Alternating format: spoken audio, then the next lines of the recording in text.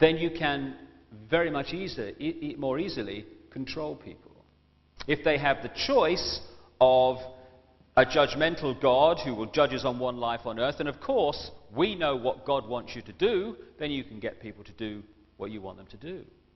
And also, if you can get them to feel this sense of worthlessness, of being nothing more than an accident with no worth and no past and no future, then again you can suppress the spirit and the true potential. So keeping from us who we are and the nature of life has been fundamental, and it's only now that it's beginning to re-emerge. And even conventional, although it's very, very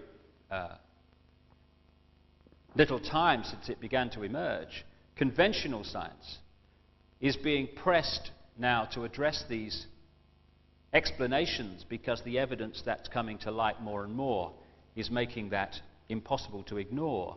I turned on the television again to hear the end of a series of lectures from the Royal Society a few months ago. And the scientist at the end was projecting forward where science was being led by evidence that was now coming to light. And he said, we seem to be being pushed into the area that suggests that all is the same energy. Something else that has been said for thousands of years. But because these explanations have been unable to find a place in the mainstream media, billions continue to fear death, to be frightened of some eternal damnation, when all that happens is that we're reborn onto another frequency. It has kept from us also the knowledge that over eons of time, our evolving consciousness has reincarnated on its journey into endless physical bodies. Black, white, red, yellow, rich, poor, Protestant, Catholic. And what a nonsense this makes of what we do to each other. The prejudice of racism, sexism, and all the rest. What those who consider themselves racially and sexually superior are really saying is, I've got a genetic spacesuit, a body, which was made in a different place and is a different color or design to yours, therefore I'm superior. And yet, because this understanding has been lost, suppressed in the mainstream, we have conflict around the world that is based on the belief that this physical body, this finite vehicle for the consciousness to experience, is us. So you get people of a certain ancestral line of the physical body looking down their ancestral line, their genetic line, and seeing what another genetic line did to their genetic line maybe hundreds of years ago, maybe thousands of years ago. And because this is considered to be us, many people feel that they have to, in this life, get revenge on that genetic line because of what it did to them thousands of years ago, or hundreds of years ago, whenever. And so you have these ongoing ethnic conflicts that go from generation to generation as one generation of dogma hands it on to the next one. And the great irony, of course, is that the reincarnation of the consciousness could quite easily create a situation where the consciousness in that genetic line that did something to this genetic line is now the same consciousness here. I mean, maybe I am going crackers, but every time I see Ian Paisley, something in my head says he was a pope.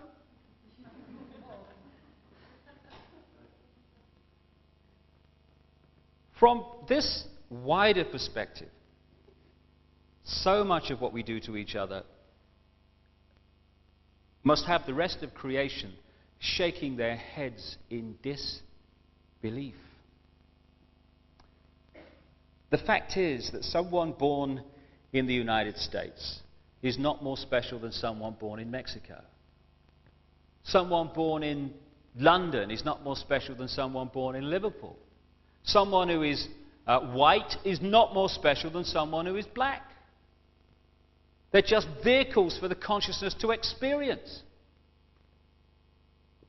If you go down to the seashore and you pick up a droplet of water in your hand, how can anyone say that that droplet is any more or less special than all the other billions and trillions of droplets you see in the ocean before you?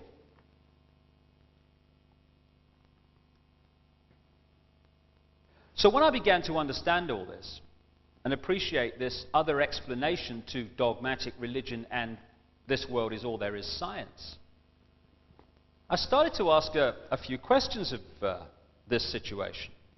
Like, how come that this explanation, at the very bottom line least, is as credible as the other two? How come the other two get guaranteed airtime, often no questions asked, here's your airtime, say what you like, and the alternative to both of them is ridiculed or condemned or suppressed by reflex action? The answer that I came up with was that clearly some people don't want the public to have access to this information. But who and what and why? And I began to ask other questions. Like, I don't know about you, but I've met a lot of people in my life, and I can't, to my knowledge, recall anyone who wanted a war, who had any interest in wars, who felt that wars were anything but horrific and to be avoided. So I thought, how come the world's been awash with wars throughout this century? Who's behind them? Or what? Or why? Then I kind of looked at this economic system that controls the world.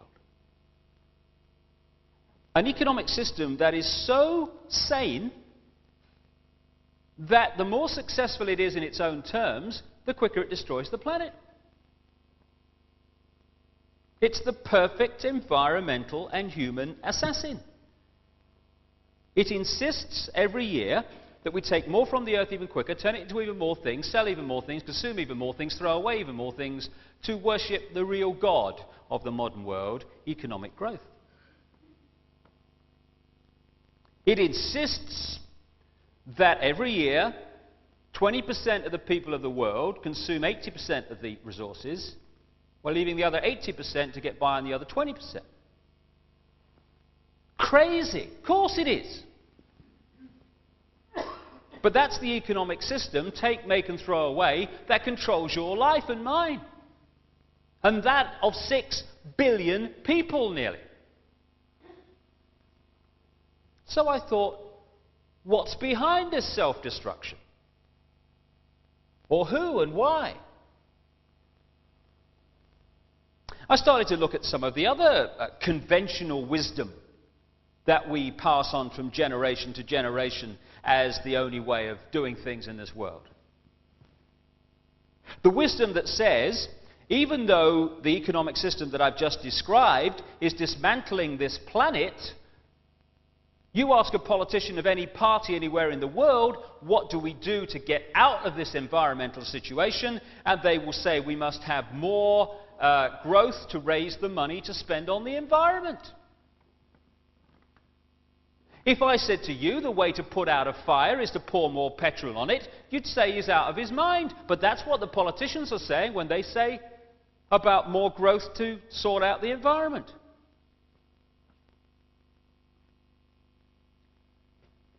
It's conventional wisdom that it's fine to treat animals as mere commodities, to be made as fat as possible, as quick as possible, on as little food as possible.